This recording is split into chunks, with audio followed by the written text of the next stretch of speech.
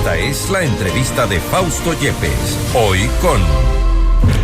A esta hora hacemos contacto con el doctor Francisco Pérez, subsecretario nacional de Vigilancia de Salud, para hablar sobre estos dos nuevos casos de la viruela del mono y también sobre los contagios de COVID en el país. Ya son 5 los casos de la viruela del mono que se han confirmado en nuestro país, y esto de alguna forma irremediablemente preocupa a la gente, y queremos también tener algunas certezas respecto de las acciones por parte del gobierno.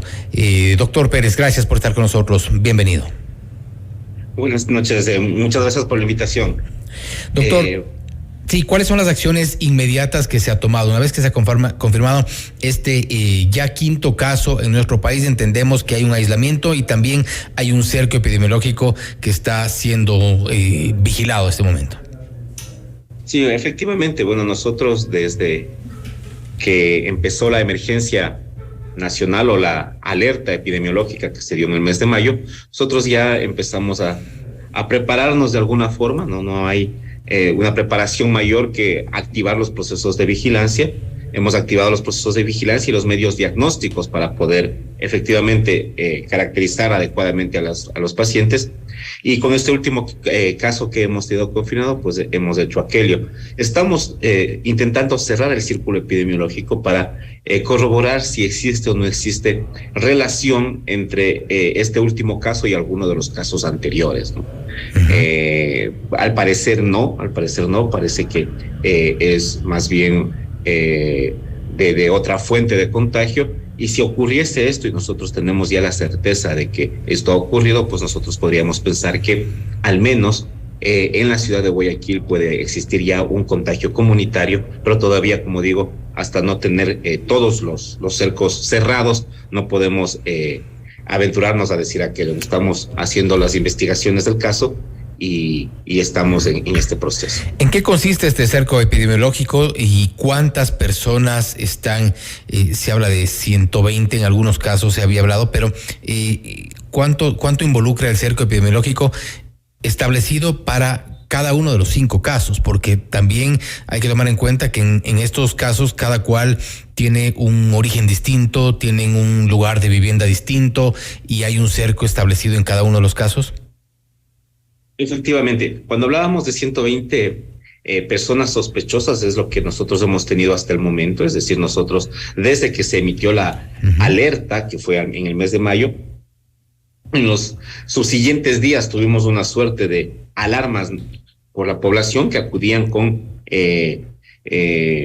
patología o con signos y síntomas parecidos a la de la viruela símica, la viruela del mono, y precisamente nosotros en estos casos que eran sospechosos hicimos los testeos. Ventajosamente el INSPI, el Ministerio de Salud, pudimos adquirir muy rápidamente las pruebas de diagnóstico y con esto poder corroborar si eran positivos o negativos. Estos son los 120 casos, es decir, 120 casos sospechosos. De estos 120 casos, solo 5 han sido positivos. Cada uno de los pacientes, como bien lo dice usted, ha tenido ya un cerco, es decir, la gente que estuvo en contacto durante 5 días antes, al menos 5 días antes del aparecimiento del primer signo. Y precisamente hemos hecho del primer caso, por ejemplo, que ya está de alta hace algunas semanas, teníamos alrededor de 15 contactos. Ahora, de estos 2 últimos casos, tenemos alrededor de unos 32 contactos entre los dos casos. Y como los 2 casos se dio el contagio en Guayaquil, estamos tratando de cerrar precisamente, ver si algún contacto tuvo contacto con otro contacto y ver si se cierra el círculo para poder conocer. Pero precisamente eso es lo que hacemos. Nosotros investigamos con las personas que han tenido relación, con las personas que han tenido contacto y con sus familiares, ¿no? Entonces con eso nosotros podemos más o menos cerrar las brechas para poder focalizar y también tener un mapeo de las personas que potencialmente pudiesen desarrollar signos y poder también desarrollar la enfermedad, ¿no? Entonces nosotros estamos en espera de eso.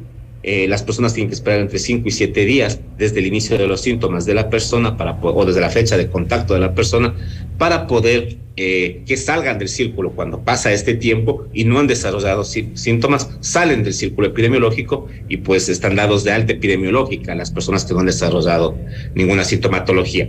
Importante. El primer caso, Sí, siga. Sí, importante insistir en cuáles son las vías de contagio confirmadas, comprobadas, para saber si es que las personas que han estado en este contacto con los casos que ahora, que algunos inicialmente se denominan como sospechosos y posteriormente se han confirmado, hablamos de los 5 en concreto, ¿qué tipo de síntomas deberían presentar entre estos 5 y 7 días para tener ya algún nivel de preocupación? Bueno, lo que hemos visto en estos 5 casos es que el signo cardinal es el aparecimiento de vesículas, ¿no? El aparecimiento de estos granitos que aparecen de manera repentina en todo el cuerpo. Como ronchas. Sí, inicialmente son como ronchas, luego se van hinchando, se llenan de líquido primero, se hacen ampollas, luego se llenan de pus y luego se cicatrizan. Este es el curso normal. Cuando más infeccioso es cuando empieza a llenarse de agua estos granos, estas ampollas, se forman unas ampollas, y ahí es cuando es más infecciosa la persona, ¿no? Y el periodo de infección dura desde que aparecen los granos hasta que tiene las costras, hasta que desaparecen las costras, es decir, alrededor de 21 días la persona es potencialmente infecciosa. Y este signo, como digo, es el signo cardinal. Se ha presentado también algo de malestar general, fiebre, y en ocasiones se pueden palpar ganglios a nivel cervical. Sin embargo, todos estos pueden aparecer después de que ocurre este primer síntoma que decíamos que era estas ronchas. Esto es lo primero. Y luego la forma de contagio puede ser respiratoria. Sin embargo, la que más se ha visto en este último brote, que ya van en el mundo alrededor de 16,000 personas, es por contacto estrecho, es decir, las personas que tienen contacto y tocan la piel con piel, incluido el contacto sexual. Entonces, estas son las formas de contagio. Hay que aclarar una cosa: el contagio sexual puede existir por el contacto físico, pero no es una enfermedad de transmisión sexual, es decir, la utilización de preservativo en este tipo de patologías no nos está protegiendo del contagio, y por tanto, más bien, la recomendación en este caso es que si una persona tiene este tipo de lesiones, pues evitar el contacto físico. En el caso del resto de ciudades, ¿se ha tomado algún tipo de medida para vigilar estos casos en los centros de salud, ciertos síntomas con los que pueda llegar la gente? A veces también un poco parte de esta psicosis que se genera ya con todo lo que se reporta a nivel mundial, ¿podría establecerse de manera rápida con síntomas iniciales o descartar un caso posible?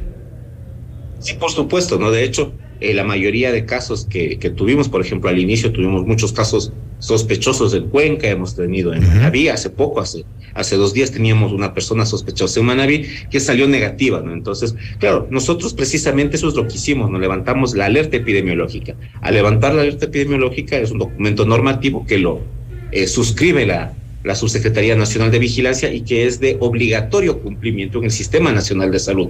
Esto incluye las instituciones de salud públicas y privadas, tanto del IES, ISFA, ISPOL, también toda la red pública del Ecuador y la red privada, y es de obligatorio cumplimiento. El reporte, y además en este documento están insertas cuáles son los signos, cuáles son los síntomas, cuáles son los diagnósticos diferenciales, es decir, existe una serie de patologías que también se tienen que descartar para poder corroborar también el diagnóstico. Por ejemplo, la varicela es una de las patologías que más se parece porque tiene también este inicio abrupto con granos, con ronchas en la piel, es una enfermedad eruptiva, pero también algunas otras, ¿no? Incluso existen algunas enfermedades infecciosas de la piel propias que pueden confundirse con la viruela del mono, y precisamente tienen en este documento absolutamente todas las diagnósticos diferenciales, y además tienen el algoritmo de cómo se tiene que realizar las pruebas para poder enviar al INSPI de manera inmediata, ¿no?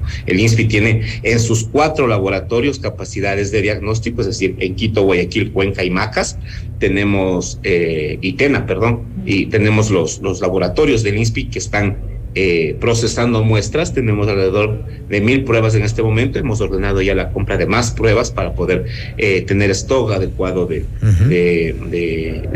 pruebas, de medios diagnósticos, y finalmente nosotros también hemos dotado de equipo de protección personal para nuestros médicos, porque también ellos son las personas que están expuestas, sobre todo cuando se realiza la toma de la muestra, ¿no? La toma de la muestra es un hisopado de las lesiones. Entonces, cuando se hace toma de muestra se corre mucho riesgo de contagio y precisamente se les ha provisto de los equipos de protección personal. ¿Están dispuestos a hacer algún tipo de dotación de medicinas para el tratamiento? ¿Y qué tipo de medicinas Inicialmente el tratamiento es sintomático, es decir, no se necesita una medicina específica para esto, sino tratar los síntomas. Generalmente, caso la fiebre, por ejemplo.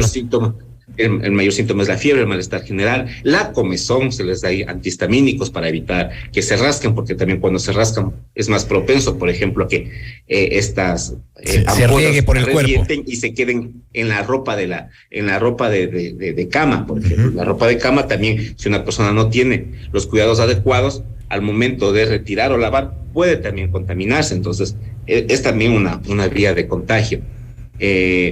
Pero probablemente lo que más se ha escuchado en las últimas semanas es que la existencia de vacunas. No existe ya una vacuna que ya estaba desarrollada hace algún tiempo, pero al igual que las vacunas de COVID, son vacunas que no se han desarrollado de manera formal, se podría decir, para la comercialización, pues estaba antes siendo una enfermedad que no salía de unos límites específicos del África. Entonces, ahora que ya está a nivel internacional, y precisamente este es uno de los motivos por los que la Organización Mundial de la Salud la denomina como una enfermedad de salud pública de preocupación internacional, una ESPI, es necesario, precisamente esta es la alerta que da la Organización Mundial de la Salud para que los países, las farmacéuticas, comiencen a trabajar en medios diagnósticos, en medios de tratamiento y en medios de prevención, como son las vacunas. Nosotros hemos hecho algunos acercamientos con la OPS. Hay muy pocas vacunas, nosotros estamos a la fila. ¿En qué países nomás hay disponibilidad de vacunas? En algunos países del mundo, entre ellos de Inglaterra, está también Francia, Suiza, Estados Unidos, Canadá, han tenido ya alguna dotación de estas vacunas. Sin embargo, estas vacunas no son para la aplicación a todo el personal. No es una vacunación masiva, esto no está indicado, no tiene por qué serlo. Esta es una vacunación que se tiene que priorizar algunos grupos claves de la población, se tiene que también priorizar las personas de salud para que se les dé un tratamiento preexposición y posexposición. En fin, estamos trabajando en todos estos protocolos. ¿Hay grupos con mayor vulnerabilidad en cuanto a la edad? Bueno, nosotros en este momento, según lo que hemos recabado la información de estos últimos 16,000 casos, esta enfermedad ha sido más frecuente en hombres y de entre las edades de entre 25 y 45 años. Este ha sido el grupo de mayor frecuencia en este último brote, como digo, y es en los grupos de personas que tenemos que tener mayor precaución. Ventajosamente, no ha sido una enfermedad grave, es decir, de todas las personas infectadas, muy pocas han necesitado estar hospitalizadas. De hecho, nuestros pacientes, los 4 casos ya están en su domicilio. Un caso todavía está terminando de ser investigado, haciéndose seguimiento y se mantiene en hospitalización, pero apenas se termine de hacer los exámenes necesarios de descarte de otras patologías, pues irá a su domicilio, porque son casos leves o casos que tienen un curso normal, como lo que ocurre con la varicela en niños. Es decir, la varicela tiene un periodo de brote, un periodo de cicatrización, y mientras eso puede estar dentro de casa con aislamiento y cuidados básicos. Entonces, se ha comportado casi de la misma forma y no hemos tenido mayores sobresaltos. Esperemos que esto se siga dando así. Hoy se llamó a una alerta internacional de una persona fallecida en Brasil. Se está investigando si precisamente la viruela del mono es la que ocurrió o que produjo la muerte, o alguna patología preexistente. Entonces, hay que manejarlo todo con mesura. Ventajosamente no estamos viendo una gran mortalidad. De hecho, esta sería la primera persona que fallecería con viruela del mono, si así lo corroborara Brasil, pero estamos también al esperar eso. No ha habido ningún deceso en todo el mundo. Y hemos visto sin duda las imágenes, además son impactantes, de casos de viruela del mono, todas las imágenes que circulan en redes sociales, que hemos expuesto en los medios de comunicación inclusive. ¿Cuáles son las secuelas, para terminar, doctor Pérez, las secuelas que deja a un afectado por la viruela del mono?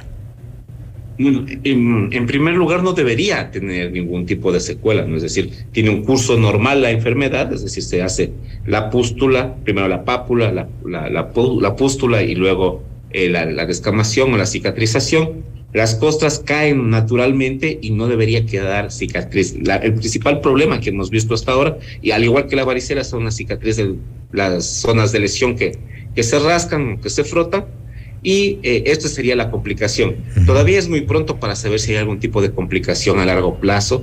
Se están haciendo estudios y seguimientos a las personas que han tenido esta patología en otras partes del mundo y nosotros también a nuestros pacientes, y seguramente con el pasar de los días conoceremos si hay algún tipo de afectación a largo plazo, ¿no? Pero inicialmente, al igual que la mayoría de enfermedades virales, pues tienen un periodo de vida y terminan este periodo de latencia, este periodo de enfermedad, y luego desaparecen y no dejan secuelas. Esperemos que esto sea así.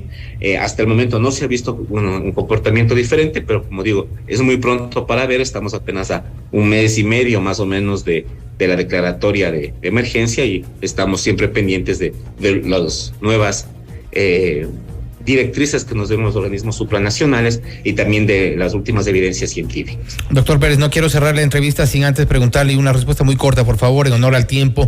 Los contagios de COVID-19 se incrementan en nuestro país. ¿Sigue esta tendencia al alza? Sí, se mantiene la tendencia al alza. Hemos tenido alrededor de unos 4,000 casos más esta semana en relación a la semana anterior. Ventajosamente, esto no se refleja ni en mortalidad ni en la proporcionalidad de ocupación de camas. Sí ha aumentado la ocupación de camas, sin embargo, solo camas de hospitalización, camas de cuidados intensivos se mantienen con la misma tendencia, y esperemos que esto siga así y que, como ya se lo ha visto en otros países, sea una agudización de la endemia, es decir, se mantienen contagios estables y eventualmente pueden haber algún tipo de pico precisamente por las nuevas variantes que van ocurriendo de este virus. Se mantienen entonces las recomendaciones. Doctor Pérez, gracias por estar con nosotros. Muy amable, gracias. Ha sido el doctor Francisco Pérez, subsecretario nacional de Vigilancia de Salud, hablando sobre los nuevos casos de la viruela del mono y también los contagios de COVID-19 que ha confirmado se mantienen en incremento durante esta última semana. 4,000 nuevos casos. Las recomendaciones, las de siempre, mantener las medidas de bioseguridad al día. Esto es Notimundo Estelar, siempre bien informados.